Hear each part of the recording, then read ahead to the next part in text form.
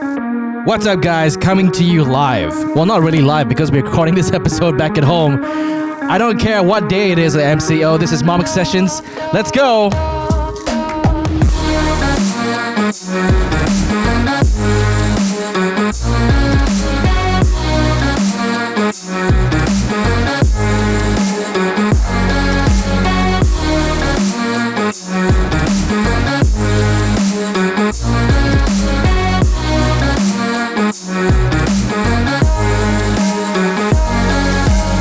Well, good morning, good afternoon, and good evening for those of you listening right now. My name is Jenny Boy, and today I'm flying solo. But I've got a very special friend who's basically joining us here today. This guy basically makes me happy because when it comes to eating burgers, there's no other burgers I'll go to. Ladies and gentlemen, we have together with us, he is the co-founder of MYBurgerlab. His name is RenYi. Let's give it up. Welcome to the show. Hi, guys. RenYi, how are you, man? How's everything? I'm doing good. Given the conditions, I think, I'm surviving or trying to at least. Now, just for those who are actually listening right now, could you please give us a brief explanation on what you do?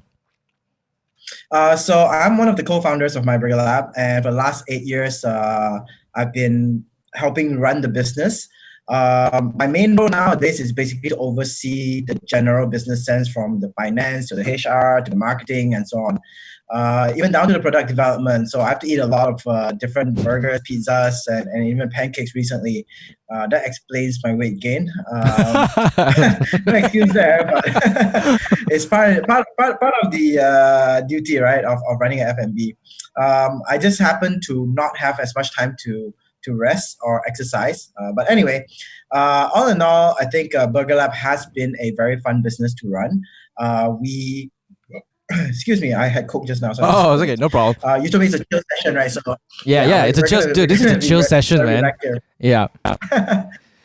So it's a very relaxed brand in the sense where we see ourselves as a brand that listens to its customers and actually evolve and change according to the customer's need.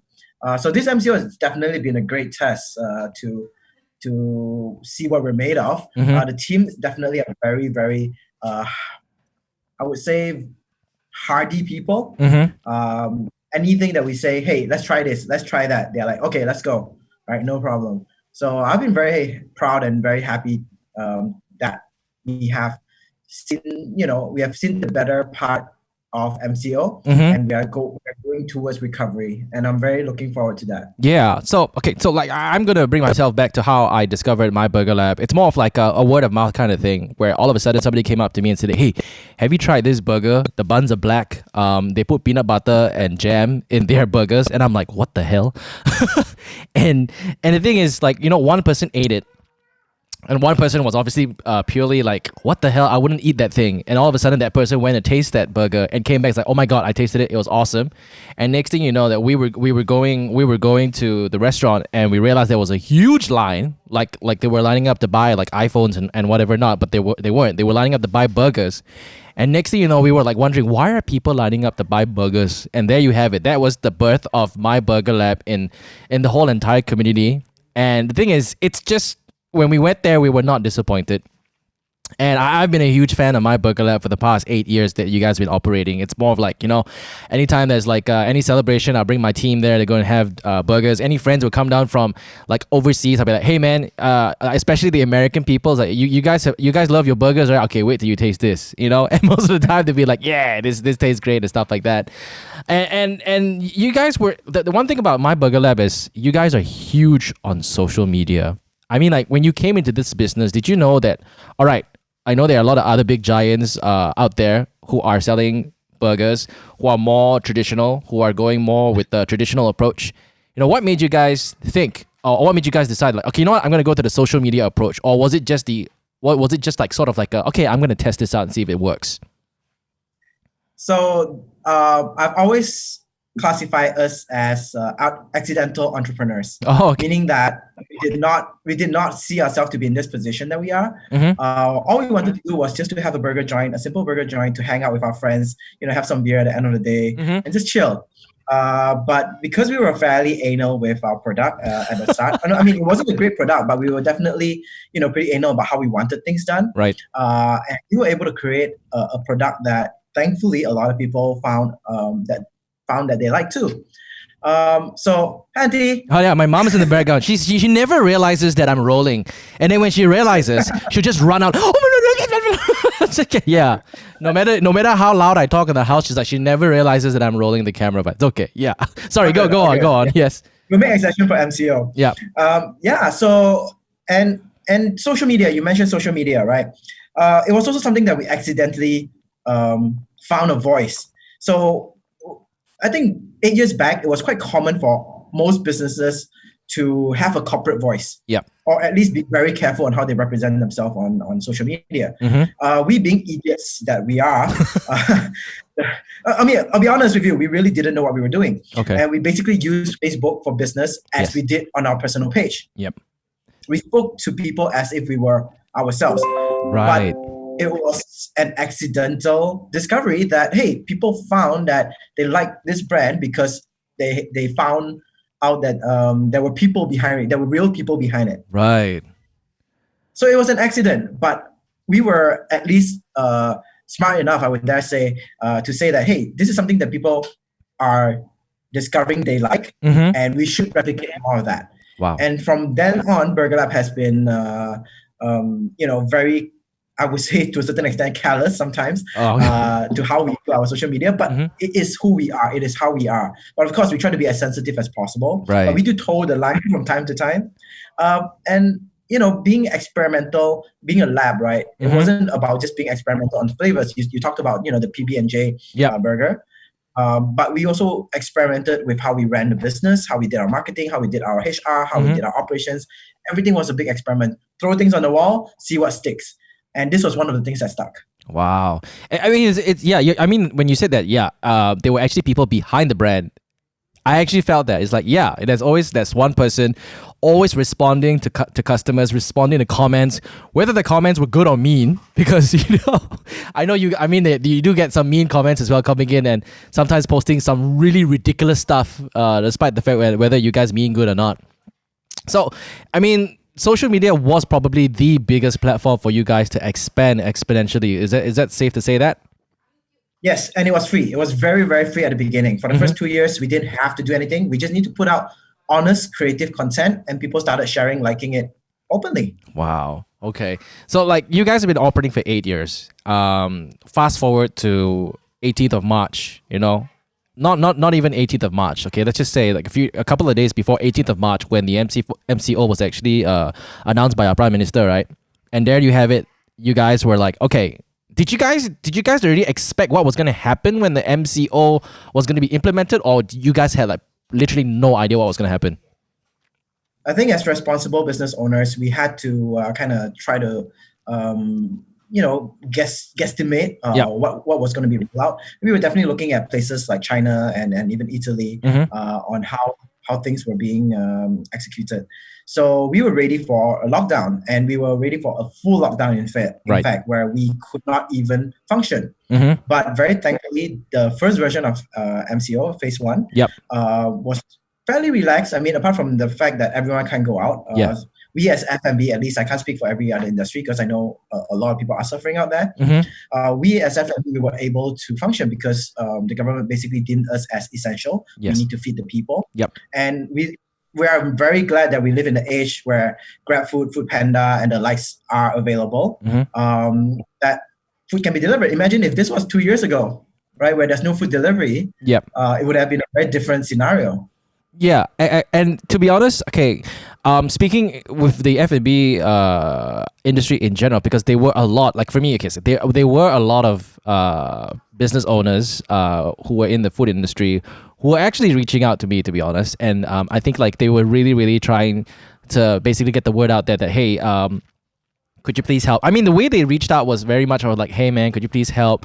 My business is suffering, and we need some help to kind of tell people that we are actually, we are actually doing delivery. And these are people who probably did not rely on social media in the beginning. Whereas you guys, your main communication point is the one communication point that people turn to during this MCO.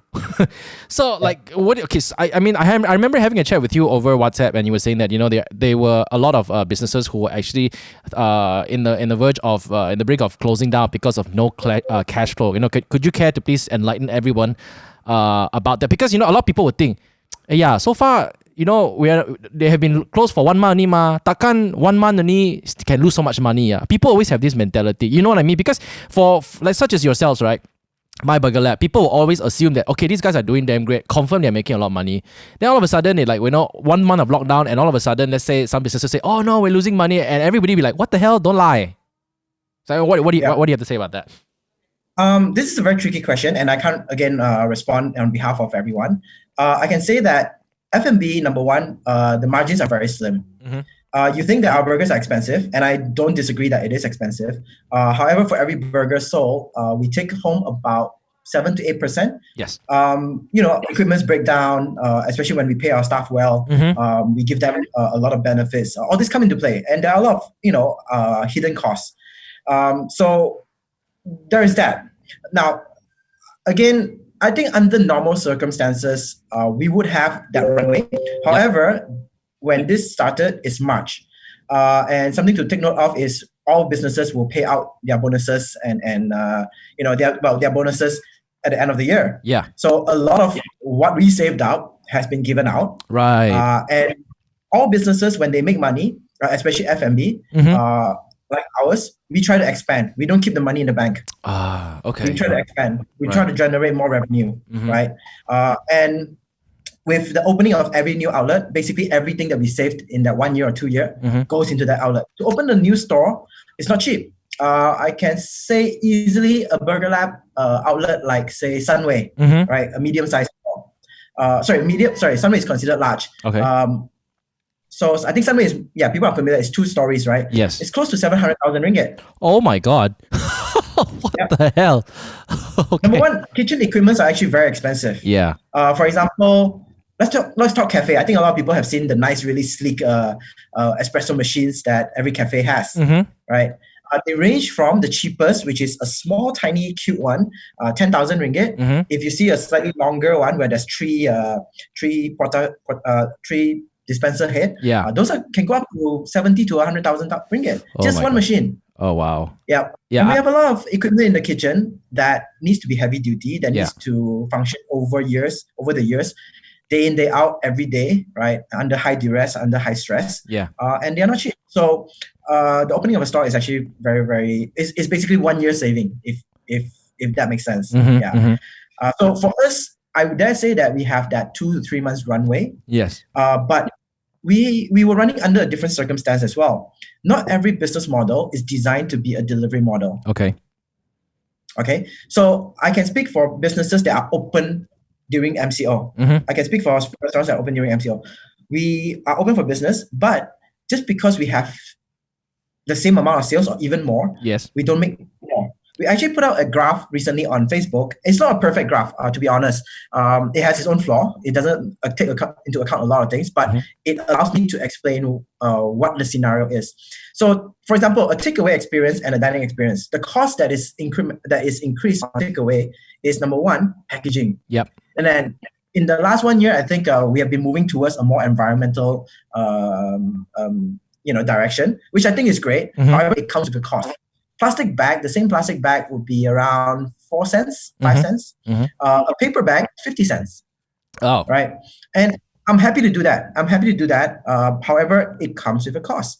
Now, every single box that the burger comes in, again, it used to be a T1000. We call it T1000. It's like the zap fan, the old zap fan box. The plastic ones. That's right. Yeah, those are, again, below 10 cents.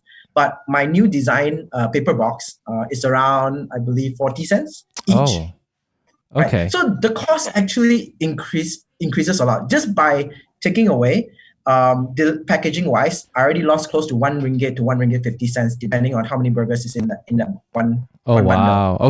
Okay. All right. And people might say, "Hey, but you don't have staffing, what? Right? Actually, the staffing doesn't decrease. We still need to manage a lot of Grab riders to make sure they take the right orders. I'm quite sure you've ordered before. Yeah. And then somehow the wrong order arrived, or missing order or extra order. So all this thing happens. So the cost actually is slightly more. And of course, this is the black sheep in the room that a lot of people don't talk about, which is the commission that we share with our delivery partners. Yes. I think recently there was a article that came out in Singapore that Grab takes 30% off every delivery. Yes. So if you order something that's 10 ringgit, Grab takes 3 ringgit. The restaurant takes the 7 ringgit. Now, that 7 ringgit, they have to, inclusive of food costs, they have to pay their staff, they pay rental and everything else, right? Yep. So it's very steep. Now, the thing is, the delivery partners here are not the bad guys, because we went into the partnership happily because we say, hey, this business model works for us. Yes. Majority of my customers come in and dine.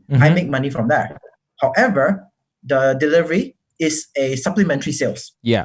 Or used to be supplementary sales. It basically helped you reach other customers, or even customers who were just goddamn lazy to leave the houses and go buy something, and all of a sudden, oh my god, BurgerLab can basically come to my house. All right, I'll do that. I know, I do that a lot. Look, on the days that you want to go and makan, right? You know you want fresh food, you want to be around people, you want to be around your friends. Yeah. Right. And on the days that you want to have it delivered, it's because you're short on time, you're working, right? You just want to spend time at home. So it's a very different market. But right now, everyone is forced to stay at home, right? Through no fault of their own. And our business model suddenly shifted to a point where, hey, every single sales that we do, we have to give GrabFood 30%. Yep. And the business was not built on that. Remember, I said that we have a very slim margin, yes, right, of around 78%. And basically, when we operate at a loss. Wow. Because no one was actually prepared for such a pandemic to ever happen. No one was actually prepared for it. It was just like, it was overnight. It was just decided overnight. All right, guys, stay at home. That kind of thing. And okay, and with that being said, you guys are operating, well, just because of this shift in how a shift in lifestyle. Actually, I won't call it permanent. I won't call it a shift in lifestyle. I'll call it a shift in temporary lifestyle. It's temporary shift in lifestyle where everybody stays at home. They don't go out. Everybody are basically forced to be cooks at home. Some of them become master chefs. Some of them still basically take home stuff. And because you're operating, I think the danger in that is some people would think they want to open restaurants after this. Yeah, like Dan Koo, because he's like freaking posting pictures of his cooking every day. I hope you're listening, Dan Koo. So like, it's like when you basically have all these things that are laid in front of you. Number one, we were operated based on dining customers, and now that we have shifted to solely relying on delivery partners, we basically pay them a commission. And you also understand that this commission was basically predetermined and pre-agreed on even before such things were even present. There was nobody would know that there was going to be a virus. Nobody knew there was going to be a COVID-19. Right? Yeah. So with that being said, when you already know that you are operating at a loss, okay, does it come upon a time where like, hey man, do we have to lay off our staff? How do you come? What do you do? Do you put your staff first, or do you put your profits first? How do you operate? Because some people, as you know, a lot of news are going around online saying that, the directors have decided to cut like 30% staff. Everything is all about, the cut losses. And then everybody would say that, you know what, these guys are just doing it just to save the directors from, collecting less of their profits as compared to the previous years. They are doing this to maintain the profits of the directors or all the big bosses. I mean, what's your take on that? Now, this is a tricky one. Again, disclaimer, I can only speak from BurgerLab's point of view. What we want to do is to protect the jobs. All right, that's the first thing. I don't want to, because I know it's going to be a tough few months moving forward. So one of the decisions we made was we need to make sure everyone gets paid the same salary. So we have a bit of a runway, right? We have enough savings to say, hey, another 2-3 months, we are good. Right. But of course, I want to minimize the loss. I don't want to say 2-3 months later, I have zero cash to run the business, right? So what we started saying is, what can we do to make sure, number one, customers feel safe to buy from us? All right, because we need the sales to continue running. You need cash flow. Right. Okay? So instead of losing 100,000 a month by paying salary, rental, and whatever else that comes along with operating or even not operating, okay, salary-wise is close to 100 plus already, easily. Right? But then the question is, if I run, but I run at a small loss, I might be losing 20,000 a month instead of 100,000. Okay. So the choice is to operate. Right. All right. And that is a strategy that we applied. But apart from that, you will also realize that we started doing a lot of different things. We started new verticals. Yes. We started selling home kits, where people can turn their home into a burger lab for a day. You did that. Yeah. Right? So basically, for those listening, MYBurgerlab, instead of just being a restaurant that sells burgers, they allowed their customers to buy back home kits to bring their burgers back home and cook it in their own, and probably make something amazing or something batshit crazy or something that tastes like shit. But so far, hey, it's a fail-safe product, I would say, because like I knew next to nothing about cooking burgers and it still tasted good. With good ingredients, you don't have to worry too much. But you will realize that, you probably took an hour just to cook one burger. Yeah. Oh my God, yes.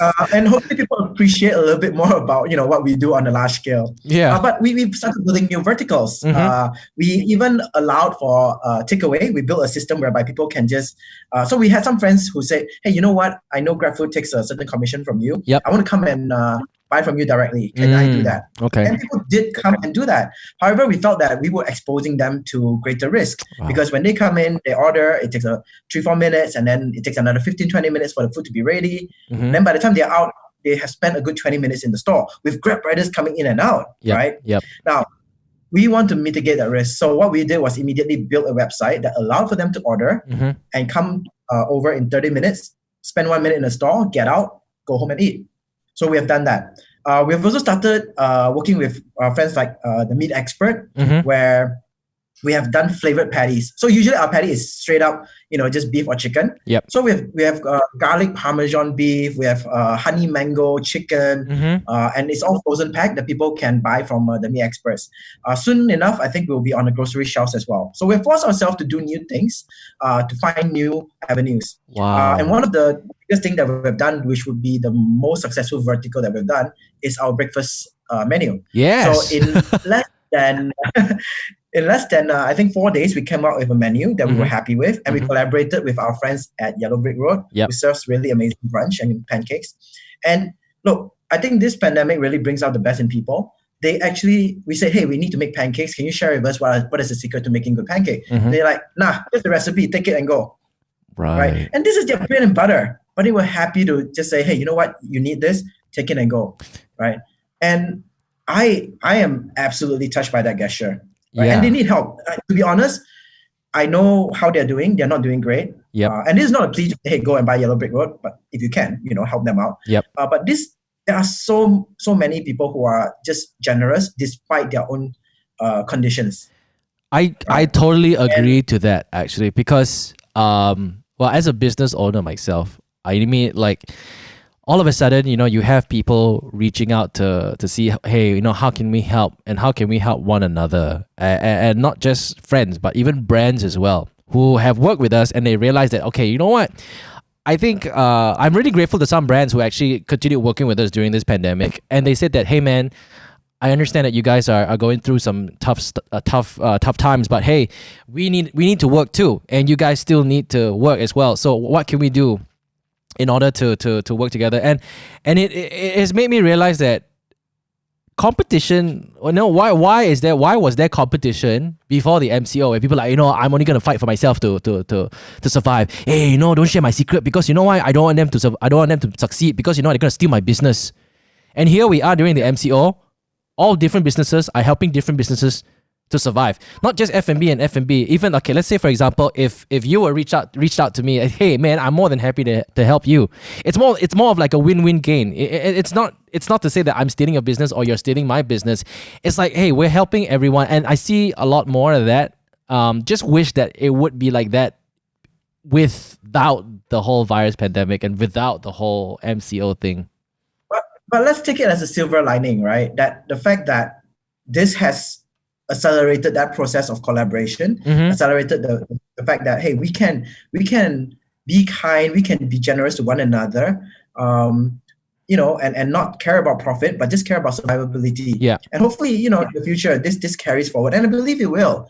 Honestly, I've seen people become more accommodating, become more patient, become more generous in this time, more than anything else. And I think a crisis is an opportunity to do better.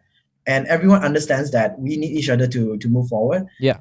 And instinctively, we are herd animals, and I think that motherly nature within all of us comes out, right? For the longest time about Burger Lab, we were in the shits ourselves, but we didn't ask for too much help in the first 2-3 weeks. We were promoting other businesses. Yeah, right? Yeah, I saw that. And the reason why we did that was I was told by a mentor a long time ago, if you don't know what to do in a time of crisis, start helping others first. Oh, wow. Okay. And through that, you find a voice. You find that you will have people who rally up to you. Yeah. And when you are truly in deep shit, right, and you call for help, people will come to you. Yes, I totally agree. I totally agree with that. It's like last time. I think, okay, let's just put it this way. I think a lot of people are just too shy to ask for help because they paiseh ma, very shy. Yeah, I don't ask for help. After I don't know, he will go around telling people that are not doing well. Right now, it's like a common knowledge that everybody, not everyone, but most people are struggling. And there's no need to be shy. And I was like, hey man, is there anything we can do together? Is there anything we can help each other with? And right now, like you said, people are just more willing now. And it's a great thing to see, to be honest. It's a great community. It's like a very, very, very nice community building session kind of thing. I don't want to call it a session. I mean, I don't want this pandemic to last forever, but it just shows how much more we can give as human beings are. Exactly. And exactly. with that, it allows us to basically put our differences aside, put our egos aside, and realize that hey, there are certain things that you need to respect more. You need to respect other people's craft a lot more. And people will understand your craft a lot more, and therefore you're just basically grounding yourself a lot more than usual, and being more simple, like you mentioned, more simple and more understanding. And that's amazing. I mean, everybody's complaining the fact that this pandemic is we're suffering. If there's something good that comes out of this whole pandemic, it's about kindness. Is about people being kind to one another, helping each other in the times of hardship and stuff like that. And I really have to give a big round of applause to everyone, not just yourselves, like not just Burger Lab, but to everyone who's basically done this. And I urge everyone to continue doing this because we all need more kindness, don't we? Yeah. And here's the thing. I think Burger Lab has always been very collaborative. That's why you see every year we're working with different big brands to come up with new things, come up with charitable causes. And there are I dare say that from my experience, a lot of times when you do that, prior to COVID, what the first response will be? What's in it for me? Right. There's always if I give you something, I want something back. But in this time of crisis, there's a lot more, hey, I don't care what's in it for me. If you ask for help, I can give help. I will give help. And I think it's a new start. It's a start to something new. And I do believe that people will continue this moving forward because they realize that once they start giving, right, others want to give back too. And it's a win-win for everyone. I believe that when people ask you, how can I help, right? This is where you basically use your biggest strength to help people. It may be, like for example, Yellow Brick Road, it may be their recipe for pancakes. That is their biggest strength. I mean, I'm not just saying that's just that, but like for me, my biggest strength would probably just be social media. I mean, right, that's it. Your biggest strength, also social media, and also burgers and stuff, like making home kits and collaborating and bringing the whole F&B community together to collaborate to basically benefit everyone who's affected. So everybody has their strengths, and when everybody basically, if your strength becomes your currency, it will be an amazing community in the long run, because at the end of the day, it would just make everything, it becomes more community rather than competition. Everybody knows. I like that. Yeah. It's like, I like that. Yeah, strength becomes your currency, and it's just another way of saying that when you do something for people, right, you do it the best you can, you do it the best of your ability without expecting anything back. So that's why I guess the best way to say it, strength is your biggest currency. And Jin, I would edit that a little bit. I think compassion is the currency. Yeah. You're strong. Okay, yeah. Compassion is the biggest currency. I mean, compassion consists of a lot of things. Your strengths in it, everything. Everything all bundled into one, helping people.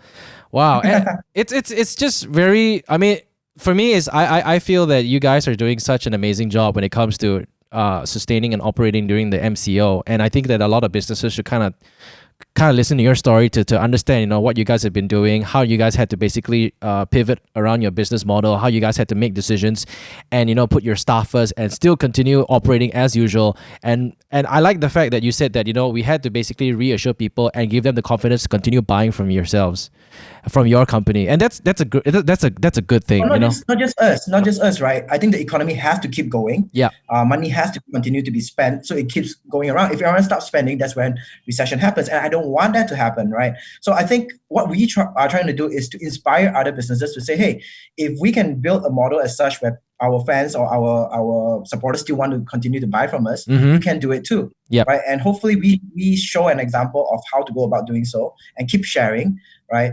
And everyone do well together. The market is huge, right? And I think hopefully, again, I think more people would do well if they start sharing. Right. Okay. That's great.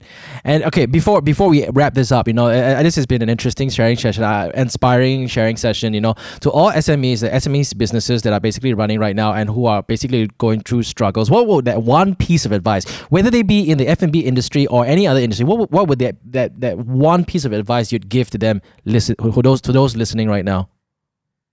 Ask for help. You never know where help comes from. I'm really good at asking for help. Apart from, you know, trying to help others, but whenever I need help, I'm not shy to ask. Right. I don't let ego get in the way, because you will realize that people are more generous than they seem to be. I have a few mentors myself, and when they say ask for help, not just physical things like, hey, I need money or I need this, I need that, right? But advice, right? Well, I have a lot of people who will be way beyond my level of in terms of business acumen, right? For example, Chung Lin is a friend and a mentor. Chung Lin from Nando's. Yes. Right? Yes. She has like 70, 80 over outlets, right? Wow. However, when I reached out to her for the first time and asked for advice, she was happy to share. Okay. Right? But who was I to ask for an advice? I see. But daring to ask for it and being pleasantly surprised by the fact that she replied, that she reached out, and in fact was happy to share, inspires me to do more for the people that might look up to me. Wow. Okay. Right. And it becomes an ecosystem, right? We always help the people beneath us, all right, while we seek help from the people above us. Wow. That's amazing. I like that. That's really amazing. That's a good takeaway from this session. RenYi, I just want to say thank you so much for taking time to speak to me. I know you're busy. I don't want to take too much of your time because, you know, at the end of the day, I still want to eat burgers and I want to make sure that, you know, you run your business so I can still continue ordering burgers from you. But I just want to say congratulations. All the best in whatever you're doing. Of course, MCO restrictions are going to be lifted up a little bit, you know, this come 4th of May, but that doesn't mean everybody can go out and basically party like hell. Are you guys are not allowing people to dine in, right? Still? All right.